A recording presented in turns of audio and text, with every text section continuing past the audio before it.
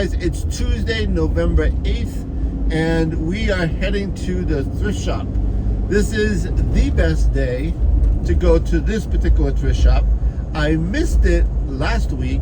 I ended up going on Wednesday because I couldn't make it on Tuesday. So we're gonna make up for it hopefully this week.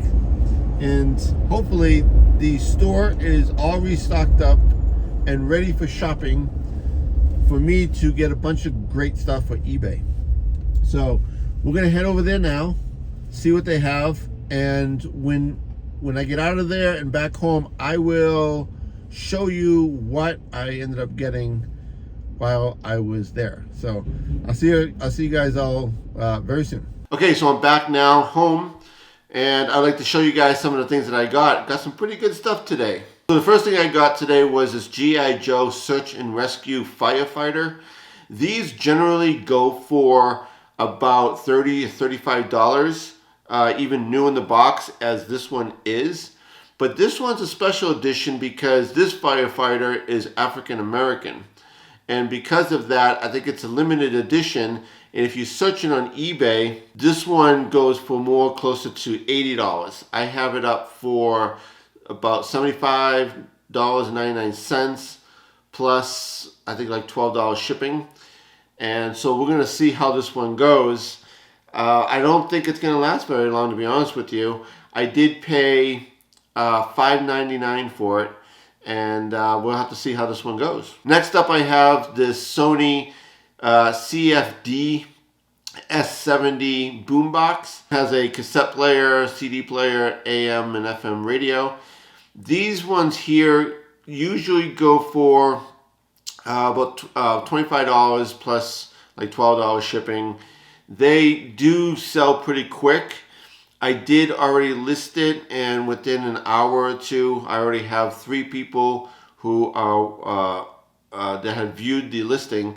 So I don't think it's going to last very long. They usually don't. Anytime you have these small boom boxes, or even sometimes the bigger ones or the larger ones, they don't last very long. People are still looking for these small radios to play their old cassettes or their now old CDs, and or just to have a general AM and FM radio. The next one I got was this Macintosh PowerBook. This is like a vintage machine. So this one's interesting because it comes with the laptop itself, it comes with the AC power adapter, and it comes with the instruction manual. Now, it does say that they sold it for basically for parts, that it's not working. I bought it anyways because a broken vintage Macintosh PowerBook in itself is worth money. Somebody will be looking for parts for this. So I think I could get at least $15 alone for the broken PowerBook. Then the manual is going to be worth money. The AC power adapter, even used, goes for about $40. So I can part it out and make a pretty good profit overall. A lot of people will get scared about buying an item like this, especially if, say, for $15, you know, where it's broken right off the bat. But you have to sometimes look outside the box and see that the parts of the broken, you know, item can be worth money. I do this all the time with like computer towers, you know, where it will say like there's no operating system, or it'll be missing certain pieces, but there's a lot of expensive pieces within the computer tower, you know, say like the video card or the memory or the actual power supply itself. And there's a lot of things that you can pull out from the computer and make money if you know kind of what you're doing, you know.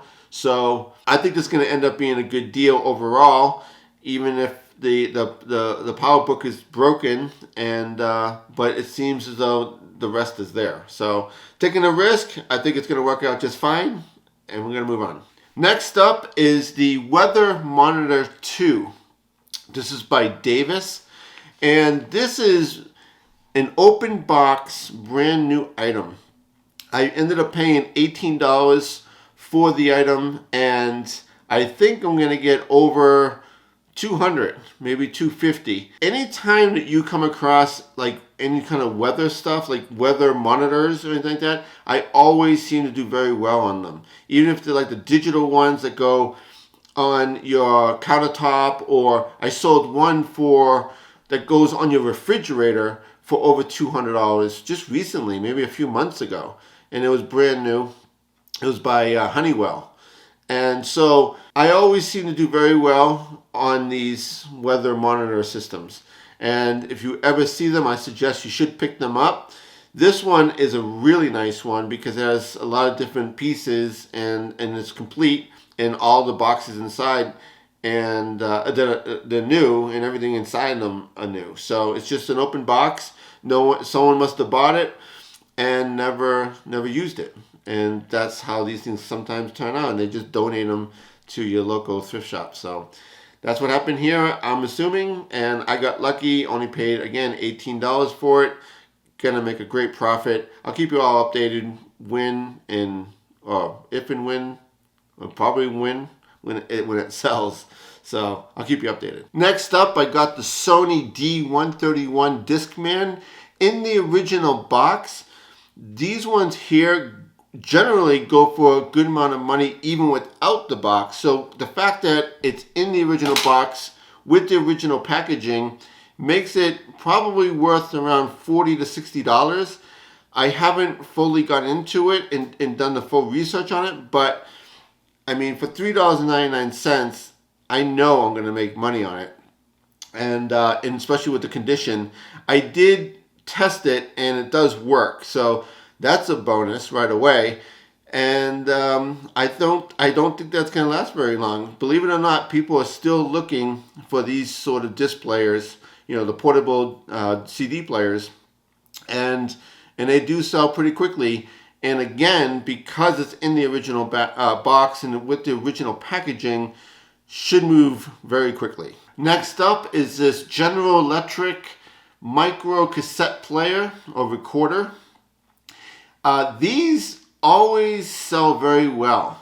I did pay $5.99 for this one. It comes with 9 brand new sealed micro cassette tapes, which alone is worth more than $5.99. And so when you add these, when you bundle them together with the player itself, you're probably looking at around $30 or $40 for this unit. It has been tested. It does work. People, I'm not sure why, but they're always looking for these. I just sold one, a Sony, for about $34, I think like a week and a half ago. And I only had it for about 2 days. But whenever you can get the brand new tapes that go along with it, then it obviously makes the deal much sweeter. Now, sometimes, and I may do this on this one as well, I will pull out maybe say 3 of the tapes and add it with the unit, right? So I'll sell the unit with 3 brand new tapes. And then on the side, I'll sell the other 6 brand new tapes by themselves. Sometimes that's a better deal, sometimes it's not. It all depends. But I think that's the way I'm going to do it in this particular case. The other thing before I end this video, I do want to talk about something that happened yesterday and something that I sold. So first and foremost, I am not a comic book person. I did not grow up with them. I did not read them when I was younger. I did find a bunch of comic books at the thrift shop a little while ago, maybe about 3 weeks ago, a month ago. And I went through them and I picked out the ones that I thought were going to be worth money on eBay. So out of the whole lot that they had there, I ended up taking out maybe about 15 of them. And there was this one particular one that ended up selling yesterday. One of those comics that I ended up picking out of the lot itself was the Dungeons and Dragons Vecna comic book. It's shown here above. And it sold yesterday for $239 with the free shipping. I only paid $1.50 for it. The comic itself was in really good condition, no problems at all. The corners and everything looked really, really good. And again, I had this up for about 3 weeks, and it just sold yesterday. I wasn't able to take any photos of it for you guys here in the studio, but because it sold so quickly. I had already gone to the post office around noon, and I was kind of done for the day as far as shipping out my items. But then this one sold, so I ended up packaging up really quickly and getting it out around 4:30. So I actually went back to the post office. Now, with that being said, I also upgraded the shipping from just a general media mail up to a regional A box. I know it's complete overkill because with the comic was already in its own sleeve, and I bubble wrapped it around, and I put these two really thin pieces of cardboard on either side, taped it up, and then slid it into one of those regional A long boxes. Again, total overkill, but you have to remember that I paid $1.50 for this, and I sold it for $239. After the eBay fees and the upgraded shipping in the regional A box, I still made a profit of $200.97. And the reason why I upgraded it so, up to regional A, because I live in Arizona, it was only going to Colorado. So the shipping was only like $8.69 with the box. So I paid an extra like $5 or $6 to ship it this way. It's well worth the extra money because I know the item is going to get there safely and quickly.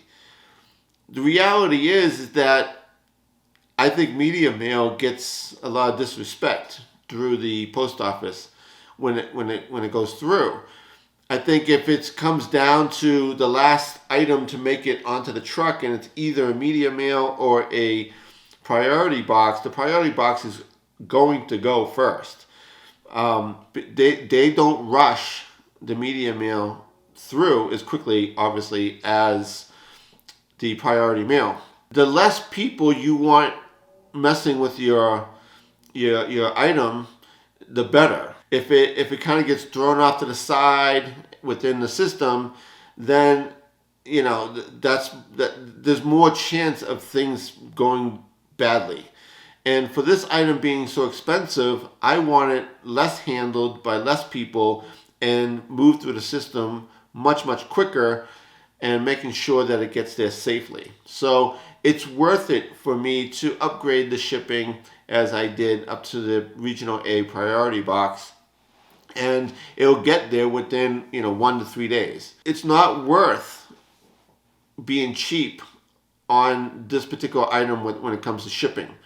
Now, there's a lot of times where we sell items for much lower price and we're looking to save money on the shipping, either way, and that's fine because it's a cheaper item, and we kind of put ourselves in that position to kind of nickel and dime it, to kind of make an extra nickels and dimes on the overall profit by shipping it as cheap as possible. So with that being said, that's going to be it for this video. Thank you for watching, and I'll see you guys on the next one.